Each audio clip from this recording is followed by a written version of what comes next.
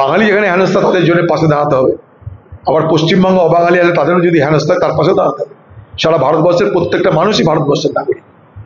যদি আজকে আমরা বাংলা অবাংলা নিয়ে খেলা করতে শুরু করি, বাংলার ক্ষতি। যদি আমরা হিন্দু মুসলমান নিয়ে খেলা করতে শুরু করি, সেটাও আমাদের বাংলার ক্ষতি। আমরা চাইবো না কেউ বাংলার ক্ষতি হোক। বাঙালি অবাঙালি হিন্দু মুসলমান সব মিলিয়ে এই বাংলা, সব মিলিয়ে এই ভারতবর্ষ। দুর্গাপুজো আসে, ঈদ আসে, বকরিদ আসে, তেমনি করে যখন ভাঙন হয় বাংলায়, মুর্শিদাবাদ ভেঙে যায়, তখন দিদি প্রকৃতির দোহাই দেয়, আর দিল্লি টাকা দিল না বাতেলা করে। আর বন্যার সময় বিশেষ করে ঘাটাল এলাকায়, মেদিনীপুর, বর্ধমান এই এলাকায় যখন বন্যা হয়, তখন ডিবিসির উপরে দোষ চাপিয়ে দেয়। অথচ ডিবিসি জল ছাড়ার আগে পশ্চিমবঙ্গ সরকারের যারা প্রতিনিধি, তাদের কাছে সিগনেচার করিয়ে তারা জল ছাড়ে। দিদি এটা সরকারিভাবে বলছেন না কেন? আপনি এপিডেভিট করে বলুন যে আপনার সরকারকে অন্ধকারে রেখে জল ছাড়াইছে, ক্ষমতা আছে আপনার, এপিডেভিট করে বলুন। আপনি কত চালাকি করবেন আপনি আর বাংলা মানুষের সঙ্গে? বন্যায় মানুষ ডুবছে, বাংলার মানুষকে বিভ্রান্ত করার জন্য আপনার চালাকি চলছে। ডিবিসিটা কে? ডিবিসিতে রাজ্যের অংশ আছে, ডিবিসি একা কিছু ব্যক্তি নয়, ডিবিসি কোনো পার্টির না, ডিবিসিতে রাজ্যের অংশ আছে। পশ্চিমবঙ্গ ডিবিসির একটা স্টেক হোল্ডার। মিথ্যা কথা বলছেন আপনি। আমি তার বিরুদ্ধে হাইকোর্ট করেছি আপনার এই ধরিবাজি, এই চালাকির বিরুদ্ধে। হাইকোর্টে দ্রুত ওই গত বছর করেছিলাম আমি, এখনো পর্যন্ত তার ডেট পাচ্ছি না, তার সওয়াল হচ্ছে না। যেদিন সওয়াল হবে এই বাংলার মুখোতে আপনার মুখোশটা খুলে যাবে। চিটিংবাজি করছেন বাংলার বন্যা বানভাসী লোকদের সঙ্গে, বাংলার বানভাসী লোকদের সঙ্গে। বাংলার ভাঙনের জন্য যে মুর্শিদাবাদ, মালদার যে সমস্ত মানুষের সবকিছু হারিয়ে গেল, তাদের সঙ্গে আপনি চালাকি করছেন, চিটিংবাজি করছেন। দিদি জানে জ্বালা হয়ে গেছে। দিদি এখন না উগলাতে পারছে না গিলতে পারছে। এই হুমায়ুনকে দিয়ে আমাকে হারানোর জন্য সাম্প্রদায়িক বিভাজনের রাজনীতি করালো। বলা হলো যে 70% মুসলমান, 30% হিন্দু, হিন্দুকে মেরে গঙ্গায় ভাসিয়ে দেওয়া হবে।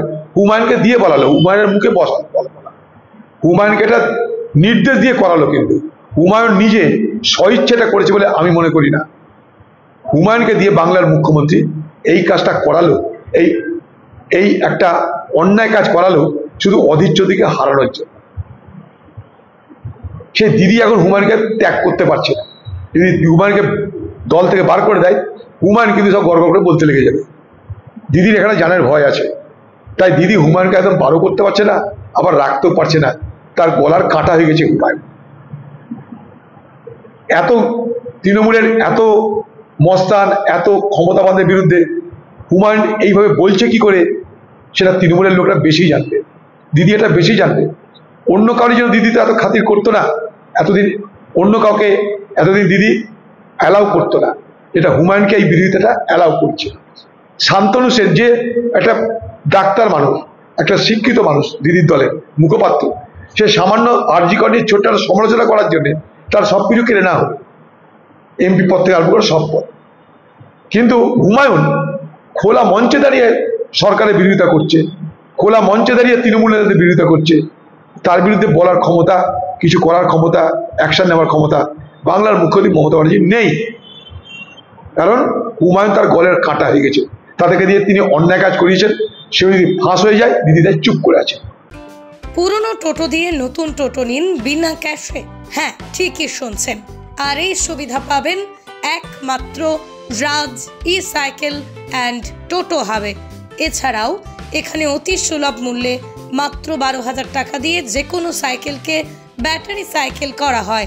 যে কোনো ভ্যান, রিক্সা, পুরনো বাইক বা স্কুটিতে ব্যাটারি মোটর সেট করা হয়। এখানে চলছে বিশেষ অফার। এছাড়াও এখানে পাবেন ব্যাটারি সাইকেল, স্কুটি, টোটো ভ্যানের লিথিয়াম ব্যাটারি, চার্জার অতি সুলভ মূল্যে। আমাদের ঠিকানা কাঁচরাপাড়া, সিটি বাজার। আমাদের phone number 8100071948। Dolphin School of Hotel management সাধ্যের মধ্যে কোর্স করে নিজস্ব ম্যান পাওয়ার সাপ্লাই লাইসেন্স দ্বারা স্টুডেন্টদের বিদেশে চাকরি দেওয়ার সেরা ঠিকানা Dolphin School of Hotel Management, Haringhata, Nadia. Seat booking করতে আজই কল করুন এই নম্বরে 7797188188।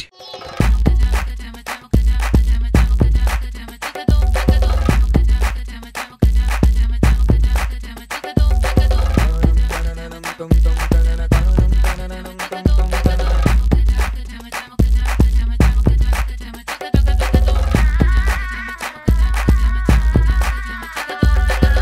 হোম অ্যাপ্লায়েন্সের যত জিনিস আছে সবই পাচ্ছেন খুবই কমের মধ্যে। এখন 60% অফ চলছে। নয়ারটি গৌরীপুর চৌমাথা এটা পড়ছে, কেসি লাইট হাউস আছে।